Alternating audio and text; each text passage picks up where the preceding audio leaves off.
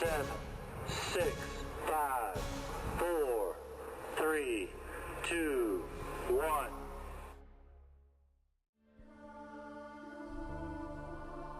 To pursue science is not to disparage the things of the spirit. In fact, to pursue science rightly is to furnish the framework on which the spirit may rise.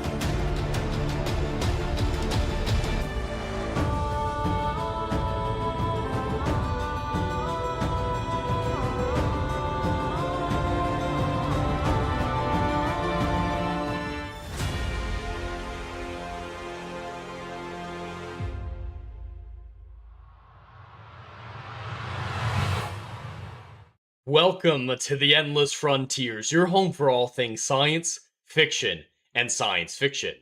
I'm your host, Jed Morgan, and welcome into another episode of the Write or Flight podcast. Yes, I am back. I'm still alive. I'm working with internet once again, and I have moved to my new studio in a new house, so apologies if there are any issues with the sound or video quality. Please let me know when those happen. This is a new studio. Things get moved around, and I need to do some more fine tweaking. So any issues, please absolutely let me know. But it's great to be back. I know it's delayed. It was supposed to be on Monday. But between the internet issues of Spectrum at the old house and moving, it just wasn't feasible. But we moved in Tuesday. I had all day yesterday to set up my studio, and I think it turned out very well. It's a little jerry-rigged right now, as you guys might be able to see behind the TARDIS here. That's not a door. That's covering up an open archway into this office, and I literally taped up cardboard as a temporary soundproofing measure.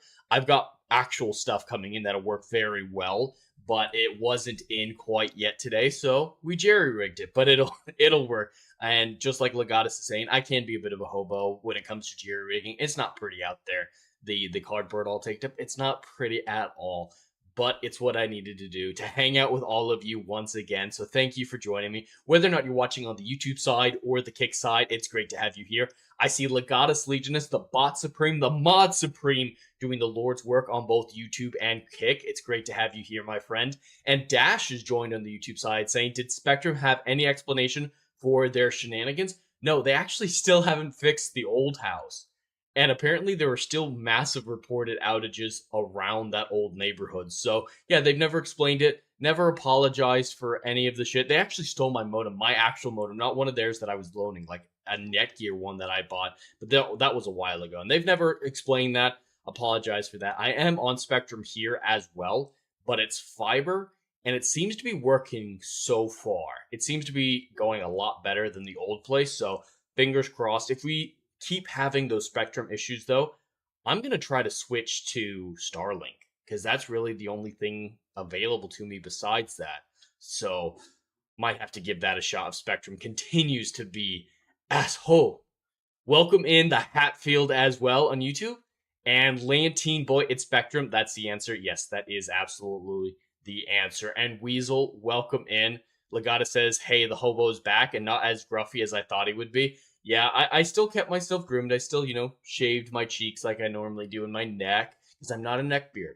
I know people call me neckbeard all the time, but it's physically not true. Weasel says, fiber, watch out for gophers. Yeah, there might be some things here. I haven't seen any gophers here in Florida before. I don't know if their habitats are in this area, but yeah, that's absolutely a concern for all buried line equipment. Absolutely. But we're back with another ride or flight. I have a couple topics to talk about. Some more Artemis updates, of course. Some Doctor Who news. Some actually really good Doctor Who news that I believe it was. I can't remember his name right now. I feel really bad because he's been in the chats all the time on both Adam and my streams. But it was someone in the chat who let me know on Adam's stream that these Doctor Who episodes had been restored or found. So we're going to talk about that story. The Val Kilmer story, we have to talk about it because that balances out both pop culture and science. Then, of course, the chat choose your own adventure. I won't spend a whole segment of this stream talking about Project Hail Mary. My review is up if anyone is interested in my more in-depth, spoiler-free thoughts, but I did need to mention here that I thought Project Hail Mary was absolutely phenomenal. I'm actually going to go see it again tonight. Pretty much as soon as I'm done here, we're probably going to pack up and go to the theater to take a look again because, yeah, I'm a book fan, and it was everything that I was hoping it would be. I'm going to watch it probably every weekend for the next month, buy it on physical media when it comes out, the whole 9 yards. And I can't remember the last time I was this excited. I can't even remember the last time I watched a movie twice in the theater of my own free will. Because I know I watched the Mario movie in theater a couple times. That was just because Krista and Jeremy loved it. And at the time, I was living at the content house. So it just kind of, all right, what else am I going to do? But yeah, to willingly go back to the theater more than once for one movie, it's been a long time, at least like 7-10 years. So that should say something to all of you. I think it has stuff that everybody can enjoy, whether or not you're a hard science fiction fan like myself, whether or not you're not into it whatsoever. You really, I think, can find something to latch onto from the heart, the friendship, the story, the survival aspect of it, and the hopeful aspect of it. That's a big thing in Andy Weir's work, that he wants space travel to be realistic. That's his first and foremost rule. But he's incredibly positive about it, despite the subject matter. Like the threat in this movie. Close your ears, Adam, because Adam's going to go see the movie this weekend, and he wants no information about it whatsoever. This isn't a spoiler. This is in the trailer, but he doesn't want anything whatsoever. But the threat is the sun dying in the film. And that's a pretty huge threat to be dealing with, especially alone in another star system and all that weight on yourself. But despite all that, he still made a positive view of the future. He showed the world working together, at least for the beginning stages before there's nothing else to work together in a common goal towards saving the sun. But I like that positivity because so much of science fiction these days, even Interstellar, which I really like, is kind of nihilistic. It's always like, oh, the Earth is dying for one reason or another. We have to migrate to another star system. It's always so depressing like that. And I hate that. Those stories are fine. I do enjoy some of those stories. I'm just, it's oversaturating the science fiction market to have such nihilistic, depressing science fiction be the norm. And I hate that. So seeing this more positive view, despite the threat, is a really great breath of fresh air. I absolutely loved it. Lane Team Boy, last time I was interested enough in a movie to be excited to go and rewatch it at the theater was Interstellar. Then you will love Project Hail Mary. A lot of people are comparing Interstellar to Project Hail Mary, and I guess rightfully so. And yeah, if you liked Interstellar, you're going to love this movie. I actually prefer Project Hail Mary to Interstellar because, I am a book fan. I do have a bias in favor of the film. But yeah, this will absolutely be a great one for you to enjoy, I believe. And the science, just like Interstellar, the science is incredibly accurate and or plausible. Like the Interstellar, the example I always bring up is the simulation of a black hole that they used in Interstellar was so accurate that it made discoveries, and science papers were written about it. Like it was incredible, the work that was done. And, maybe not to that point quite yet with Project Hail Mary, but the same level of integrity of making sure just the math on background whiteboards is correct. So I think it's really cool that they have that set up the way that they do. So yeah, you'll absolutely like it, Lantine Boy. Then, Dash, Lantine Boy, are you sure you weren't just caught in a causality loop with Interstellar? That might have been the case. Now because you had to watch it in English and French. Are you Canadian? Are you Canadian, Lantine Boy? Can't believe you guys let half the nation speak French. Legatus, I can't recall a movie I have seen twice in the theater, on TV or DVD, lots. But in the theater, I've only done it a few times. Back in the day when I was a Marvel stan, I've been very public about this. When I was a teenager, I was a Marvel stan. I was, eating up everything Marvel gave me. I was excited about everything. It wasn't actually until WandaVision that I started to look at the MCU more critically. And so there were a couple Marvel movies, especially Endgame, that I watched like that regularly in the theater. But there aren't a whole lot of examples for me either, Legatus. I know there are people who do it all the time, but Lantine Boy, Stellars even changed their black holes to look like what we saw in Interstellar. Really? I did not know that. That's really interesting. I've never played Stellars, but I've always heard good things about it. It just doesn't seem like my type of game, but I should look more into it because it does sound fascinating. It does sound right up my alley in, the type of science that's involved. So I'll need to check it out. That's a great thing in favor of the game that they updated their science in response to the discoveries of Interstellar. That's great. Lantine Boy, technically it's not half the country, just about a quarter of the country. All right, still. To be fair, we let like half of our nation speak Spanish, so I can't say much in that case. And before anybody starts saying anything, calling me names and ists and phobes and stuff, I don't care what the race is involved. If I were to move to Argentina, I fully expect them to expect me to learn Spanish. Why is it a double standard to go the other way around? So I have extreme thoughts when it comes to that. I'm very passionate about learn the language of the country you live in. That's simple. That's not a high ask, and it works both ways. It absolutely works both ways. And that's a big thing that a lot of people in just society in general don't utilize well. The fact that most things are a two-way street. Just like trust is a two-way street. That's a very cliche saying, but it's apt. A lot of these things a lot of the problems in pop culture, a lot of problems in just communication in general could be resolved if people started to realize, yeah, it's a two-way street. Communication, two-way street. Responsibility, two-way street. But a lot of narcissism in the world, a lot of laziness in the world, in my opinion. The Weasel. The last time I saw a movie multiple times in the theater with all the Harry Potter movies, I was not lucky enough to watch any of the Harry Potter movies in theaters. I was 12 when the last one came out, but I wasn't allowed to watch Harry Potter movies quite yet. I was about 15 when some friends finally convinced my parents that it wasn't devil worship. My parents were among those people who legitimately thought Harry Potter was devil worship. Like, there were scenes where they'd kneel down before Satan and say, "Oh, Satan, have my soul." Like, they thought it was that dark, that evil, and it was going to warp our brains or something like that. So I didn't get to see any of them in theaters. I eventually got to read the books after my mom read through them to make sure what the friends were saying were right. My parents did some weird stuff when it came to censoring. I don't know, you guys probably can't see it, but right about there, this whole bookcase is all science things. So all my science books are over here, science Legos, that type of stuff, space related stuff. But I have a copy of Ender's Game there that I had when I was a kid, and I absolutely love Ender's Game. It's one of my favorite books of all time.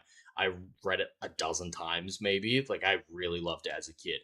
But before I could read it for the first time, my mother had to read through it first, and she inked out all the fart jokes in it. Because that's the worst that's in Ender's Game. There's no hardcore swearing, there's no sex, there's nothing like that. But she had to cross out the fart jokes in it.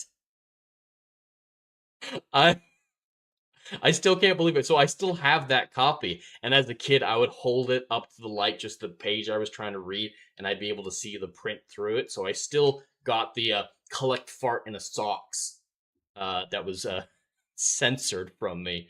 It was absolutely ridiculous. Dash says gingers have to take extra precautions against becoming evil. Actually, Dash, you'd think it was that way. It's actually the other way around. You see, because I don't have a soul, I don't have to repent for the things I do. So, what's the point? The Hatfield. I think Solo was the last time we went to the theaters. I'm guessing that's what you meant. You trailed off there, but I'm guessing you think you're saying last time you went to the theaters, and that's a hell of a movie to end off with. Going to the theaters. God damn, that is not. Oh, that is not a movie I would want to end off on. I actually saw both. Well, actually, Avengers Endgame, Deadpool 2, and Solo I saw at the same time, even though they were released at different times. I was at basic training when pretty much all of them came out. But when I went to tech school in Mississippi, they had an on base theater that would play movies late. And they had like all three of those movies in at the same time while I was at tech school. So I watched them all at once at tech school. And yeah, Solo was definitely the loser out of those three. Very easily the abject loser of those three. But yeah, that's a terrible one to end off with. Unless Hatfield, you're saying Solo was the last time that you went to the theater multiple times in a row to watch the same movie, because that would be surprising. I don't know of anyone who watched that movie twice at all, even like later on streaming. I've never watched it twice. Lantine Boy, true. Without a soul, there is no armor against evil. There's no point then. There's no point. I don't have to repent for the things I do. Ginger Jesus offers absolution for gingers. Absolution from guilt and responsibility. That's going into a devil worship route, a route that a lot of Christian families would not be okay with. It's great to be back. It's been a stressful few weeks for me, of course, with the move. I know I've talked about it a lot, but I lost my job a few months ago because the whole IT department was let go. And it's just been a really stressful few months, really. Move, trying to find a new job, finances. I just found out that the old house that we're selling, we have to redo some of the struts in the roof before the sale goes through. And the estimates for that are like 10, 15 grand. We're not going to have any profits from this sale. Not going to have any profits from the sale. So yeah, I've been stressed out a ton. I freely admit that. But I feel a lot better when I do these streams. Just hanging out with you guys, laughing, making ginger jokes, talking about the science and pop culture that I love so much. So I'm glad I'm forced myself to put in the effort to make sure I do these streams regularly. And the gaming streams fall into that as well. I'll try to do some more gaming streams this weekend. I'm still, unpacking and everything, busy with that, setting up everything. So, it's going to be sporadic still for the next week or two, but I'm still going to do my best to get into a more normal streaming routine that I had for a while. Oof, Lantine Boy. Yes, oof, indeed. So if anyone is feeling generous, I would appreciate any donations that you guys have. I'm here to entertain you, though, and that comes free of charge. The Weasel says, clip it, send it to Jed's parents, if you can find them.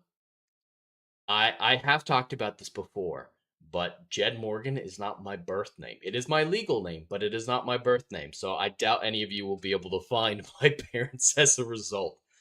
But it is what it is, and we're trudging through, and everything's going to be all right in the end. I have some great job interviews that I did, expecting an offer letter, most likely in the next couple days, hopefully. I got another offer letter. It's not for a great job, but if I don't hear back from the other one, I'll probably take it, and I've got a really exciting one that I'm interviewing for on Tuesday.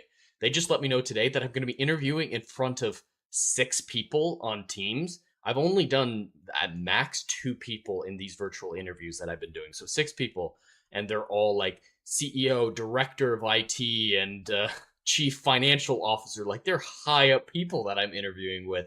It's a little wild. It's a little wild, but that job will be incredible. It's hybrid, so I get to work from home sometimes. It's one of the closest commuting distances, and it's for a place that'll have some really interesting work. So I can't go into it too much. I'll just say that I might be working with legal cases, as in court cases, on top of regular IT work. And I think that's fascinating. I love that type of stuff. And I'd be fascinated to see behind the curtain a little bit on that. So I'm very much looking forward to that interview. Hopefully it goes well. But if nothing else, I have another job offer that it's good enough right now. It's absolutely good enough right now, and they're being very flexible for me. They're being great for me. Lantine Boy, anyone can detective enough if they truly want to, but I don't think anyone here truly want a detective. That's what I'm hoping for. That just the average person isn't going to put enough effort. It's not a secret, my real name, but it would be funny if, or my previous name, if anyone detected enough for it. I think I've said it on stream before too. Dash, do not tell them they all have too much time on their hands if they're ganging up on interviews. They, oh God, they probably do. Oh, well, and it's from people around the nation. It's for a job here in Orlando, but I have people calling it from New York, from Tampa. It's weird. It's like this is a lowly IT position. What are you guys doing? You guys trying to scare me? Are you guys trying to see if I'll crack under the pressure? So I don't know what that's going to be about, but I hope that goes well. Otherwise, the other position that I have the offer for will be a good one. It's an AV specific position, so I'll be managing streaming equipment for someone, which I've experienced with Geeks and Gamers. So that should go over very, very well. But how's everything looking to everyone out there in the chats? The audio's still good. The visual's still good. You guys like the background, how it's been reset up. Any suggestions or notices of issues, please absolutely let me know. Still fine-tuning the new studio, so let me know how I can best make this experience better for all of you. True Soul in the chat says, thoughts on the Dune trailer? So, I am not a Dune fan, just as the disclaimer here. I've never read the books, and I found Dune Part 1 and Part 2 to be very pretty and exciting movies, but the scripts I found is lackluster, especially in comparison to the hype around them. So I'm not particularly interested in Dune 3. I'll probably not even watch it in theaters when it comes out. I might just to close the book on it, but it's going to be better than Doomsday. I do think that the Dune movies are good movies, but I don't believe that they deserve the hype that they have. They're style over substance, I believe. Spectacle over substance, in my opinion. And Timothée Chalamet is not a actor that I enjoy or respect. So I don't necessarily have anything against Dune, and the trailer didn't do anything to change my mind on it. It looks like a lot of Dune fans are happy, so I'm glad that Denny is still giving his fans exactly what they want. So I'm happy the trailer's been received very well. It's just not something that I have interest in. Oh, I think might have lost you guys for a second there. We still here? I just got to notice that YouTube was saying, "Hey, what you doing?" All right, we should be back fully. We should be back fully now. Let me know if there are any issues with that. YouTube just freaked out for a moment there, so I don't know if that was a YouTube Studio issue or if there was legitimately a connection issue. But hopefully these issues get figured out. It's looking good. The room could use better sound treatment, though. Is it echoing a little bit? I was worried about that, and hopefully that'll be fixed with the soundproofing that I mentioned that's going to be coming in on Amazon. I just had to, it's literally strapped in with cardboard. It's really just a bunch of cardboard behind the TARDIS there, filling in the gap. But yeah, I can, hopefully the soundproofing I get will make it sound a lot better for you guys. Weasel, I got a weird one for you, Jen. All right. This year I lost my job on February the 13th, or Friday the 13th in February. I got a new job Friday the 13th in March. That's an interesting coincidence. That's an interesting coincidence. I don't really believe in Friday the 13th. I'm not big into those superstitions, but it's bound to happen for someone. So yeah, coincidences and correlation happens all the time in real life, but that's a funny one. That's absolutely a funny one. Dash didn't notice any issue. False alarm. Okay, good. False alarm. False alarm. Yeah, YouTube literally just stopped the stream and said, "We're getting no signal. We're sending out no signal." OBS says we're fine. But if you guys didn't notice anything, perfect. That's absolutely what's important. Bad luck and good luck, karmic balance. I could use some karmic balancing right now. I could absolutely use some karmic balancing right now. God, so I'm hoping that, these 3 jobs that I'm interviewing for, I'm hoping for the law one that interviews next week, but that's the first interview, so that might take some time. The other one that I'm waiting for an offer on, it's probably the worst job for the medium pay. So, you know, I'm going to do what I have to do at this point. I'm absolutely going to do what I have to do, but it's not going to be a great situation. And the other one doesn't pay super well, but would be pretty fun, I guess, overall, or interesting. I definitely want to get bored with that one, and they're going to be incredibly flexible with me working from home and stuff like that. So, pros and cons for all of them. But I'm glad to hear you were able to get a new job, Weasel. It is stressful to be unemployed. This is my first time being unemployed in my entire adult life, so it was a new experience for me. I was prepared with savings, but it's still very stressful, and that's why I've been streaming so much since I lost my job. The little bit that I make from ad revenue and your kind donations is kind of keeping us afloat right now. So that's why I really want to get back into gaming, because yes, part of it is what I mentioned earlier, that I really enjoy it, and hanging out with you guys is therapeutic, if nothing else. But also the monetary is very useful right now. Dash, careful. Karmic balance for Ginger is the meteor. Is the meteor? Why is it bad luck being a Ginger, and then the balance is super duper bad luck for the entire species? I don't get it. I don't get it. Truso saw a couple outside theater reactions to Project Hail Mary. I'm set on seeing it now. Yes, I absolutely loved it. I got to go see it in IMAX last Friday with an early screening, and I absolutely loved it. I'm a book fan as well, and I couldn't find anything to really criticize except for maybe the pacing's a little fast. But I think part of that is because I am a book fan, so I'm expecting scenes that they couldn't put in, obviously, or, they had to combine a few scenes. All the changes that they made from the books are ones that make sense to me, and I agree with them. And that really comes down to, they had Andy Weir, the book author, produce the film and was on set a lot of the time helping out with the scientific accuracy and determining how to go forward with the script and what was important to keep and what wasn't. So, I wish Hollywood would listen to this project, and I hope this project makes enough money that Hollywood does try to listen. But I'm going to expect a lot of cheap ripoffs of Project Hail Mary if it's successful. With the numbers the way it is, I don't know what box office looks like for it. I know the predictions are 60 to 70 million, I believe, opening weekend domestically for it. But considering the positivity I've heard, the word of mouth is extraordinary. The reviews are all great.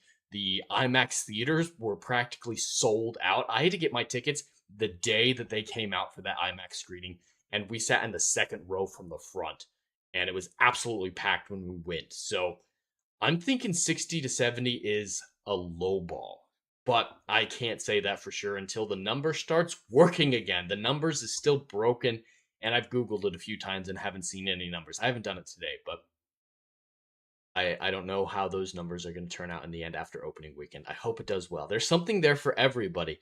There's a cute little creature for all, the women out there. There's the hard science for people like me. There's the emotional heart and core for a lot of normies. And there's a fair amount of really good action in it. It's not, fisticuffs action, but dramatics, flight sequences, dipping into Adrian's atmosphere to collect samples, a lot of stuff like that that will keep, the heart racing, the adrenaline pumping. There's definitely enough adrenaline scenes to keep people who are interested in that type of thing entertained. So I think it has something for everybody, and I hope I hope it breaks even. It needs to make between $400 and $500 million, and that is a massive ask right now with the way the theaters are. The average theater, monetarily, the average box office take home is lower than it's been in an incredibly long time. And that's not even accounting inflation. If we were doing adjusted for inflation, the last couple years might have been some of the worst in cinema history.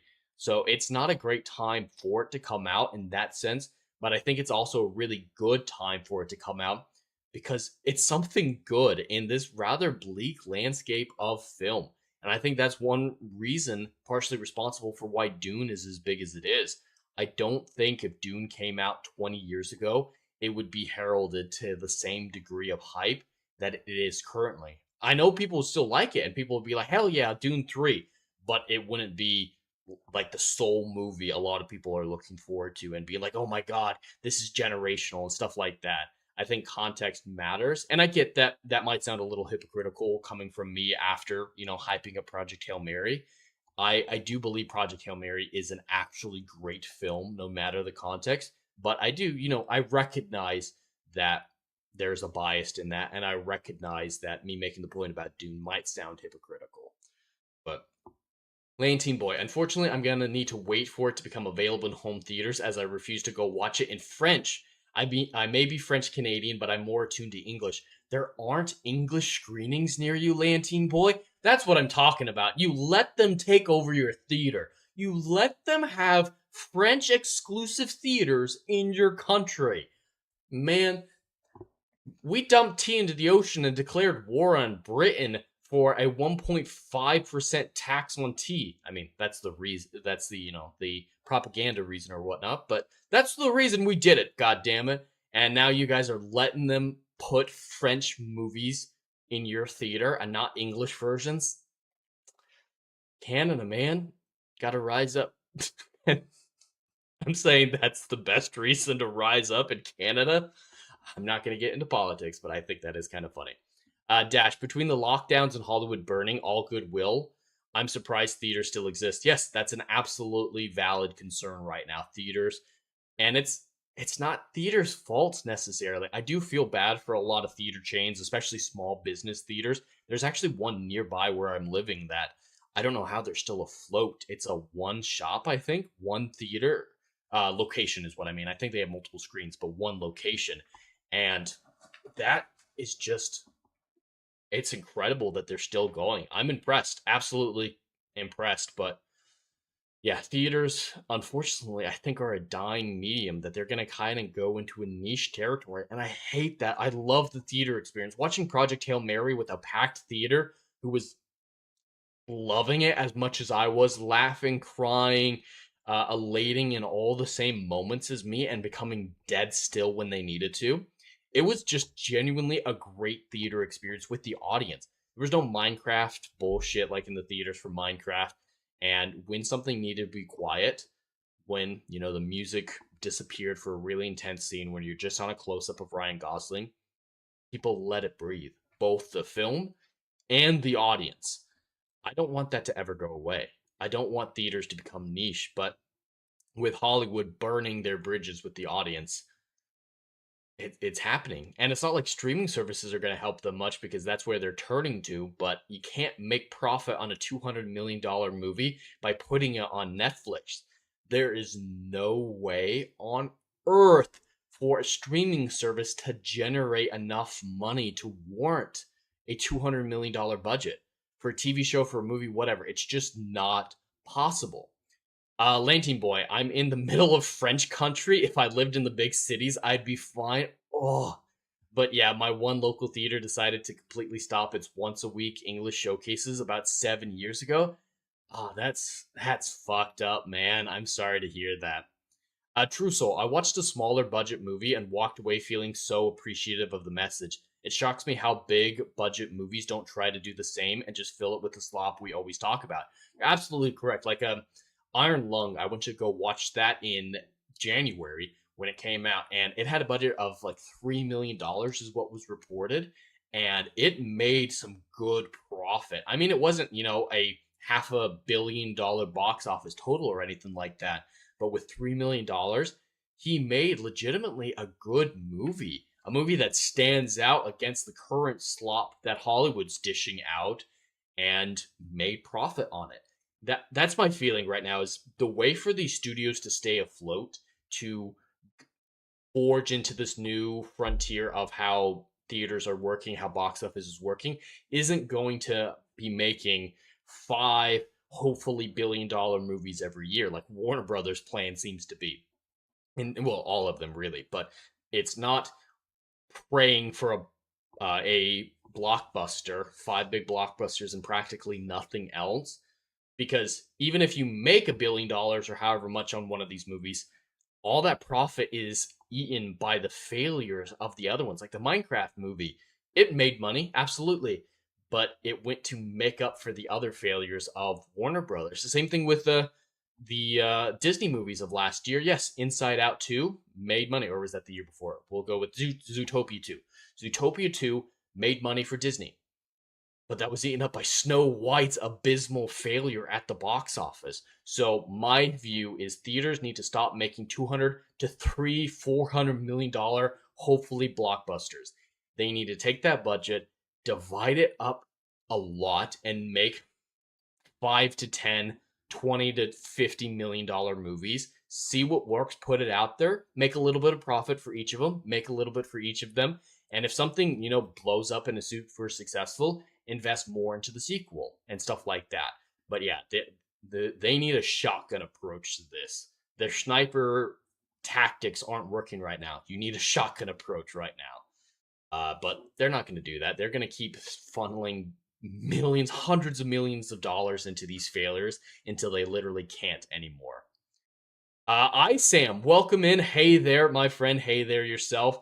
It's great to have you here. I know I've been a little bit sporadic streaming-wise over the last few weeks because of the move, because of internet issues at my old place and everything like that. But I'm set up at the new place, and everything should be good going forward. Hopefully, you're all enjoying this stream, and hopefully it wasn't too much of a crisis of faith for all of you. The fact that I didn't stream on Monday like I'm supposed to. I hope you guys are doing okay. I hope you guys saw the therapist that you needed to make it through the extra 4. The normies definitely don't see the bigger picture and just think good movies will come around every quarter. Yeah, the normies are always going to be a little bit unpredictable and not put their attention in, the places that you wish they would. But, you got to predict around them. They do their own thing, and you just kind of have to respond, hopefully, correctly and predict how they're going to behave, which is a very difficult thing. You see the telescope? Nice. Yes, this telescope, I've had it for a little while. I got it for my birthday several years ago, but I had it somewhere else in my old place. And when we were setting up this place, it's like, that's the best place for it. Absolutely, the little space corner I have with the space helmet, and those are all science fiction or science books. Like I have Brian Greene's Fabric of the Cosmos and Stephen Hawking's The Fabric of, or whatever, of the